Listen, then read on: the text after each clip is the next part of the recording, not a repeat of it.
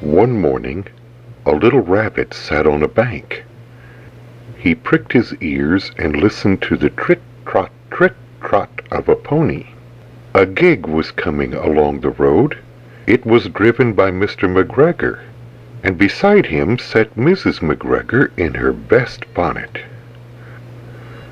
As soon as they had passed, little Benjamin Bunny slid down into the road and set off with a hop, skip, and a jump to call upon his relatives who lived in the wood at the back of Mr. McGregor's garden. That wood was full of rabbit holes, and in the neatest, sandiest hole of all lived Benjamin's aunt and his cousins, Flopsy, Mopsy, Cottontail, and Peter. Old Mrs. Rabbit was a widow. She earned her living by knitting rabbit wool mittens and muffatees. I once bought a pair at a bazaar. She also sold herbs and rosemary tea and rabbit tobacco, which is what we call lavender. Little Benjamin did not very much want to see his aunt.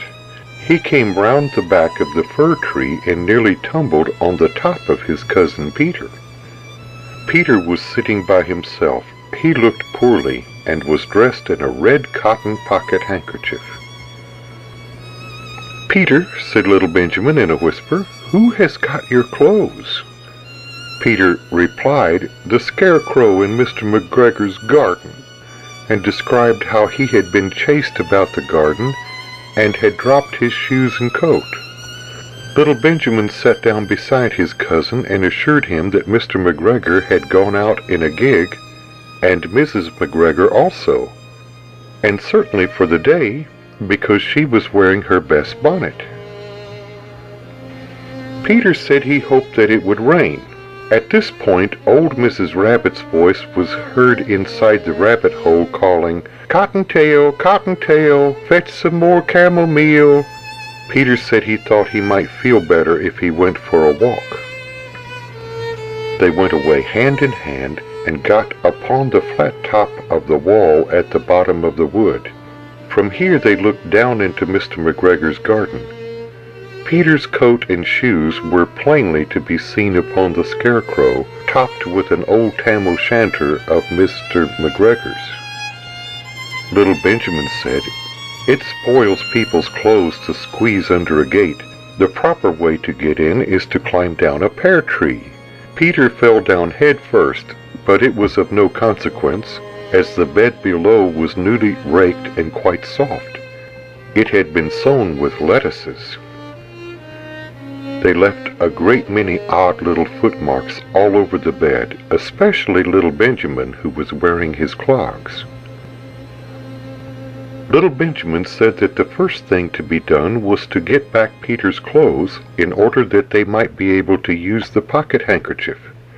They took them off the scarecrow. There had been rain during the night. There was water in the shoes, and the coat was somewhat shrunk.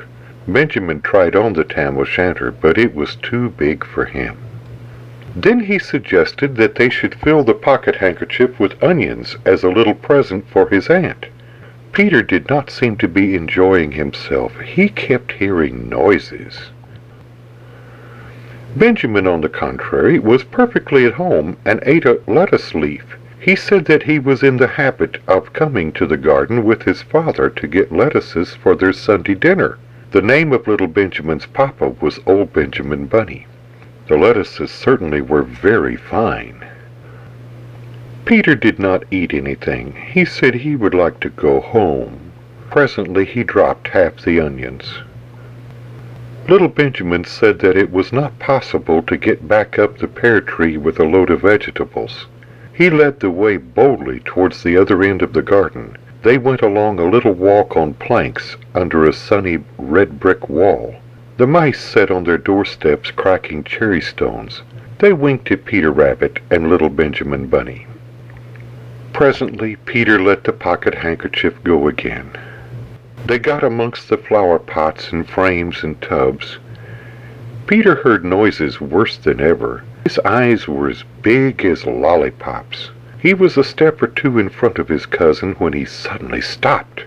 Here is what those little rabbits saw round that corner. Little Benjamin took one look, and then, in half a minute less than no time, he hid himself and Peter and the onions underneath a large basket.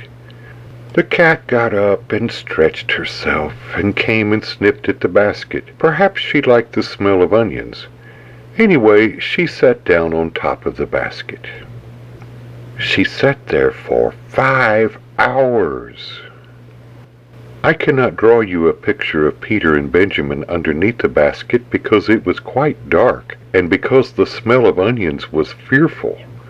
It made Peter Rabbit and little Benjamin cry. The sun got round behind the wood, and it was quite late in the afternoon, but still the cat sat upon the basket. At length there was a pitter-patter, and some bits of mortar fell from the wall above. The cat looked up and saw old Mr. Benjamin Bunny prancing along the top of the wall of the upper terrace. He was smoking a pipe of rabbit tobacco, and had a little switch in his hand. He was looking for his son. Old Mr. Bunny had no opinion whatever of cats. He took a tremendous jump off the top of the wall onto the top of the cat, cuffed it off the basket, and kicked it into the greenhouse, scratching off a handful of fur. The cat was too much surprised to scratch back.